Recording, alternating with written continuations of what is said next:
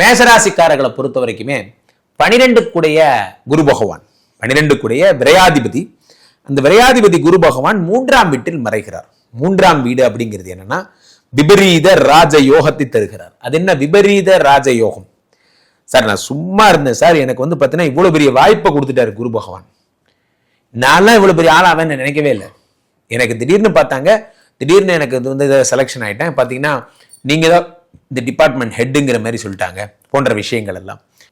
3ஆம் வீட்டில் இருக்கக்கூடிய குரு பகவான் 7ஐ பார்க்கிறார். 7ங்கிறது திருமணஸ்தானம். திருமணஸ்தானத்தை குரு பகவான் பார்க்கும் பொழுது திருமணம் ஆகாதவர்களுக்கெல்லாம் திருமணமாக போகிறது. யாருக்கெல்லாம் கல்யாணம் ஆகலையோ அது என்னமோ பேர் தெரியல குருஜி, நான் எங்க போனாலும் என்னை மட்டும் ரிஜெக்ஷன் பண்ணிடுறாங்க, என் மூஞ்ச பத்தியே கண்டுபிடிச்சிடறாங்க, அது என்னன்னே தெரியல சார். பார்த்தீங்கன்னா பெரிய பெரிய கம்பெனிலாம் வேலை செஞ்சிருப்பாங்க. ஒரு லவ் சொல்ல முடியாது, ஒரு பெண் மனதில் இடம் பிடிக்க முடியாது. அது ரொம்ப கஷ்டம் சார் உலகத்தில். It is very tough job. ஏன் அப்படின்னா இவங்களுக்குன்னு ஒரு பேராமீட்டர்ஸ் வச்சிருப்பாங்க. அந்த பேராமீட்டர் நமக்கு பிடிச்ச பேராமீட்டர் இவங்களுக்கு பிடிக்காது, இவங்களுக்கு பிடிச்ச பேராமீட்டர் நம்ம. அது வேறு இப்பெல்லாம் நிறைய பேர் புரட்சிலாம் விரும்புகிறாங்க.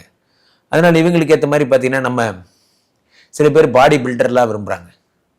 நம்மளால் என்ன முடியுமோ அவளை தான் நம்மளால் முடியும். ஸோ குரு பகவான் 7ஆம் வீட்டை பார்க்கும் பொழுது அதற்கேற்றபடி உடல்நிலையை உங்களுக்கு செட் பண்ணி நீங்களும் உங்களையும் அவர்கள் செலெக்ஷன் பண்ணக்கூடிய அளவுக்கு உங்களுக்கு ஒரு திருமண வாழ்க்கை. நிறைய பேர் முன்னெல்லாம் சுயம்பரம் வச்சுட்ட பெண் தான் ஆணை செலக்ட் பண்ணிட்டு இருந்தாங்க. நம்ம ரொம்ப அழகாக பஜ்ஜி போண்டாலாம் வாங்கி சாப்பிட வச்சு ஆண் பெண்ணை செலக்ட் பண்ணுற மாதிரி மாற்றி விட்டோம். பார்த்தீங்கன்னா நல்ல வேலைக்கு அப்படியே இருக்கிறது, ஓட்டிக்கிறது நமக்கு நல்லது இல்லை. இவங்களெல்லாம் நம்மளை செலெக்ஷன் பண்ண விட்டாங்கன்னா இங்கே யாருக்குமே கல்யாணம் ஆகாது. ஸோ அப்போ 3ஆம் வீட்டில் இருக்கக்கூடிய குரு பகவான் 7ஐ பார்ப்பதால் ஃபாரின் போகிற யோகம் கிடைக்கும். திடீர்னு பார்த்தீங்கன்னா உங்களுக்கு பிரான்ஸ் விசா கிடைச்சிருச்சு, 2 வருஷத்துக்கு விசா. அடே அப்பா பாடுறா அப்படிங்கிற மாதிரி 2 வருஷத்துக்கு நீங்கள் சின்கன் கண்ட்ரிஸ் எல்லாத்துக்கும் போயிடலாம் சார். நிறைய இடத்துக்கு பார்த்தீங்கன்னா இப்படி தான் சார் சொல்லிட்டு இருக்காங்க. சுவிட்சர்லாந்து வரைக்கும் போய் அங்கேருந்து பஸ் பிடிச்சி பிரான்ஸுக்கு போயிடுறாங்க, அங்கிருந்து பஸ் பிடிச்சி டென்மார்க் போயிடுறாங்க. இவ்வளோதான் நாடா உலகம். சிங்கப்பூர் போய் பஸ் பிடிச்சி மலேசியா போயிடுறாங்க. பஸ்ஸிலேயே டிராவல் ஆகிறாங்க சார். ஆனால் நம்ம தான் நினைச்சிட்டு இருக்கோம் இதெல்லாம் உலக மகா கண்ட்ரிஸ் போகிறதெல்லாம் ரொம்ப கஷ்டம்னு. அதெல்லாம் ஒன்றும் கிடையாது. அடுத்து குரு பகவான் 7ஆம் பார்வையாக உங்களோட 9ஆம் இடத்தை பாக்கியஸ்தானம், அதிர்ஷ்டம். நான் ஏதோ பண்ண போக அது எதுமோ ஆயிடுச்சு. நம்ம ஒரு பக்கம் வண்டியை லெஃப்ட்ல விட்டா அது ஒரு பக்கம் ரைட்ல போகுது. ஆனால் கரெக்டாக இடத்துக்கு போய் சேர்ந்துருச்சு. அது எப்படி போச்சுன்னு எனக்கே தெரியாது.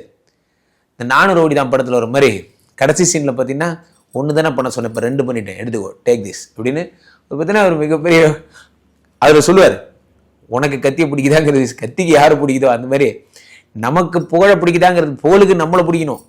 ஸோ 9ஆம் வீட்டை இந்த குரு பகவான் பார்க்கறதுனால உங்களுக்கு குரு பகவானுக்கு உங்களை பிடிச்சிருச்சு.